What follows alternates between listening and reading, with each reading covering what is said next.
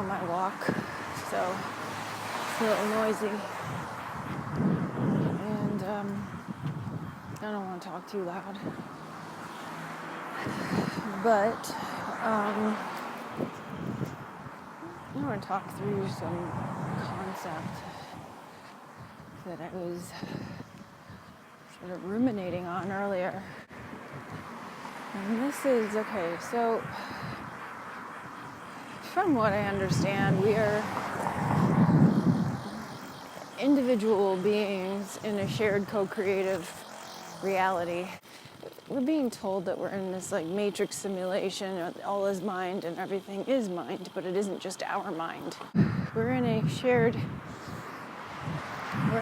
experience, in a shared reality, and this lesser God has tapped into the ether of this reality with its own mind, and it's the overlay that I have referred to before.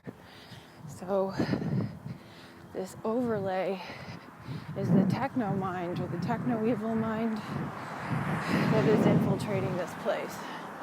And so there's the organic mind, which is the organic ether, and then there's the techno ether. And the techno ether is only accessible on a lower frequency, which is why they try to keep us on a lower frequency.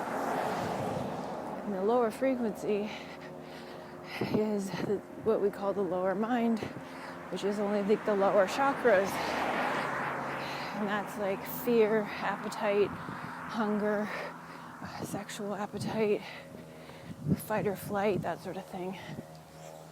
And so the organic ether is all of them. I'm just sort of talking this through right now. The lower frequency really is all 7 chakras, but it operates out of the negative side, which is like the sin versus the virtue. And our job is to overcome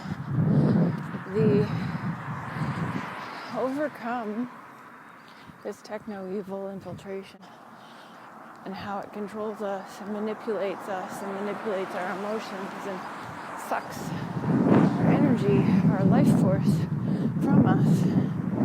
So you have the organic mind. The organic mind is one of peace and beauty and love and joy and a whole spectrum of emotion that we can't even feel right now because we're limited to the limitations of the rainbow realm. And the rainbow realm is this sort of overlay, mind overlay or vibrational overlay to siphon our energy, and it's trying to take us over. It's trying to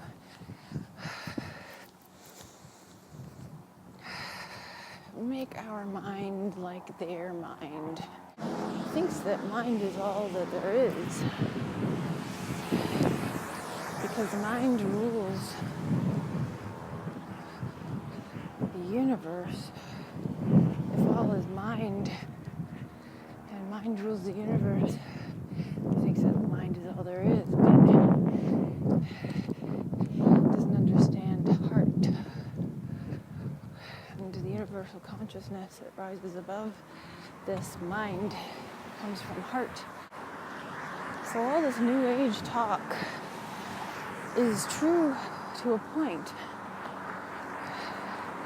This is why the law of attraction I felt was helpful, but not enough. That there was something missing, because it should be easier to manifest. It should be easier to live here. It should be easier to just be. And the reason law of attraction doesn't work for a lot of people is because they neglect to realize that, yes, all is mind, but it's not just your mind, it is others and the lesser God. that has infiltrated this place. And so you are having to deal with the affectations of those energies on your life. And if you think that you have total control over your life and things don't go your way, you're going to blame yourself, which is what they want. They want you to blame yourself.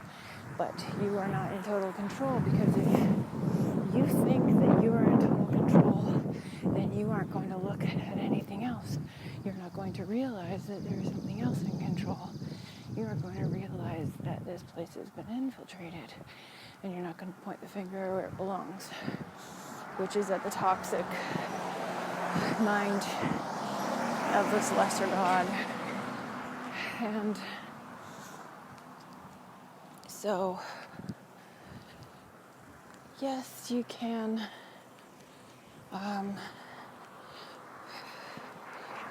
you do have to take responsibility for your actions. You do have to take responsibility for your feelings and how you can realize that you can control them. You can control your reactions. You can control how you feel. But you cannot control other people. You cannot control things that are outside of you. The only thing you control is what's inside, which is your own mind and your own feelings. And thoughts and feelings are intertwined. And so, if you have somebody come into your experience, we are told through this New Age philosophy right now that we attracted this experience, and that it would only come into our experience due to our vibration, and only things that are like come into your experience. And so like attracts like. However, this is not entirely true. There are things that happen in your experience that are designed to bring you down. When you reach a certain frequency, there are things that triggers this toxic mind into trying to bring you down. And maybe this is some sort of anti-program or some sort of virus that has been programmed into the techno-ether to raise an alarm whenever one of us has risen to such a frequency or come to a certain level of truth that ding, ding, ding, this person needs to be attacked, or this person needs to be brought down, because we're a threat. We're a threat to the system. If too many of us get to our frequency or a certain vibration, then we bring the whole system down. Because once we realize what this beast is and how it operates, then we know how to cut off its fuel and we know how to kill it. We can't give it fuel. And this mind, this techno-ether, is the mind of a narcissist.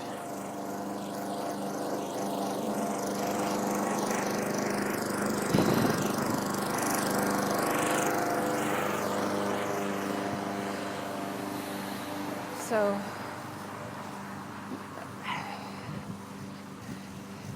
I've been doing a lot of research that has opened me up to a lot of understanding of how this mind works. And I don't remember exactly where I got this information, but I've been watching a lot of Santos Bonacci, so it could be him. But I've also been reading books on the Kabbalah, so it could be that. Same thing. It's really the same thing. This is all the same stuff. It's all syncretism, it's all Kabbalah, all of it. Anyway, there's a story of how the earth was created, the universe was created, was because God stared at his reflection and liked what he saw. And so he wanted to create a replication of himself to get to know himself, which is narcissism. And the way that it is described, it is narcissism in the sense that it isn't about falling in love with yourself. It is about creating a false image of self. It is about preventing, you create this false image of yourself to prevent other people from seeing the real you. And the reason you won't want someone to see the real you is because you hate yourself. You are so horrible and so worthless and so deplorable that you can't even look at you. And so you have to use other people's traits and qualities to create this false self and reflect it back to them, and then suck their energy and their life force and their qualities and their traits from them in order to have a personality that you like. Hello, doggy. So that's what that's about. And then,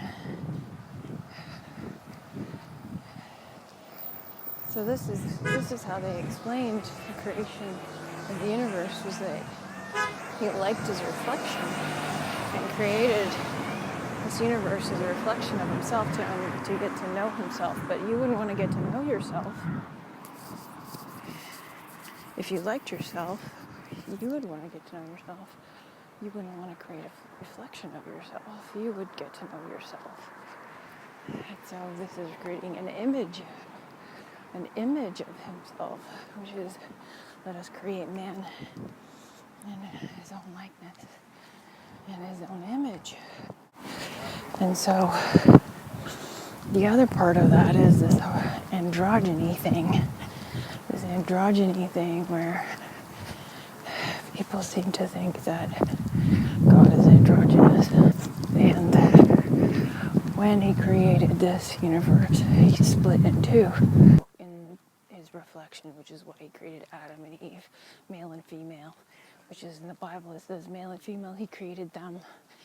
And that sort of interpretation is that man was created as androgynous because God is androgynous. Now listen, this was coming from the book that I was reading on the Kabbalah, and so they're not aware of syncretism, and that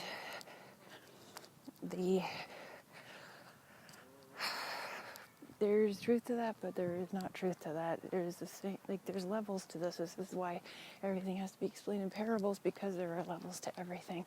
You can't explain it simply and straightforwardly, because you would have to explain it at every level. Whereas a parable does that simply all in one go. And so this is why the Bible is subject to interpretation. However, so there is in all things atum. Atum is a, which is all things God, androgyny. It is the dielectric energy. The dielectric energy is the potentiality, the nothingness, the black light. That is the source of all things. All, again, the alpha. T, which is T is the cross, is the percussive sound that creates matter. It is matter with the two T's. It is the cross that Jesus was hung on, except Jesus was hung on a tree. Get to that later. So Jesus was hung on a tree, which is the tree Odin was hung on, which is the tree of life. And it doesn't really matter. Anyway, so I got to that. So the T is the fire, which is the vertical, and the horizontal is the earth, and A is the ether, is the air. So all of the elements are in a tomb. The Om is the water, the face over the breath over the water that created matter. Ether over the water creates matter, because the voice, the percussive T, the fire and the plasma creates the earth. Fire in the earth is the plasma. Everything is light. Light has the T in it. Light itself, every letter is a word, every letter has a meaning, and light itself is L. L is electricity. I is the infinite all. I is the eye, as in the eye of Horus, or the eye of the Taurus. T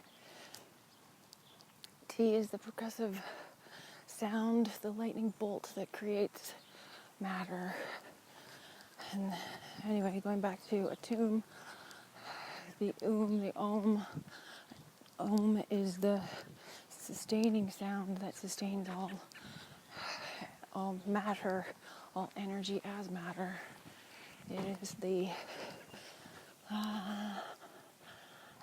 L, electricity.